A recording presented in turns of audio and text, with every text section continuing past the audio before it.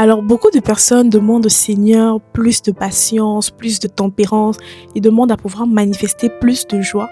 Et lorsque le Seigneur amène des personnes justement qui vont nous aider à pouvoir manifester ces dimensions de fruits de l'esprit, on fuit, on avorte le processus, on bloque la personne, on se sépare de la personne sans avoir compris que cet endroit dans lequel le Seigneur m'a mis était justement l'endroit de mon exaucement.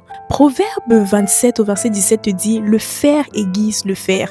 Ainsi, l'homme s'affine au contact d'un autre homme. Lorsque nous prions pour demander au Seigneur de transformer notre caractère, de nous rendre plus patients, de nous rendre plus tempérants, de nous rendre plus joyeux, ce n'est pas une gloire qui descendra comme ça sur nous du jour au lendemain et qui nous fera manifester ces fruits-là. Non, le Seigneur nous fera passer par un processus au travers duquel il enverra des hommes et des femmes pour pouvoir justement nous donner l'occasion de manifester ces fruits de l'esprit-là. Et ça passe très souvent par des frères et sœurs dans l'église locale, des collègues au travail, des membres de la famille un peu difficiles à gérer, mais avec qui tu devras justement travailler cette tempérance-là, travailler cet amour. Et c'est à force de le faire, à force de manifester l'amour lorsqu'il n'y a aucune raison de le faire, d'être patient et tempérant lorsque tout en toi crie colère, à force de faire ça, tu te rendras compte que ce sera de plus en plus facile.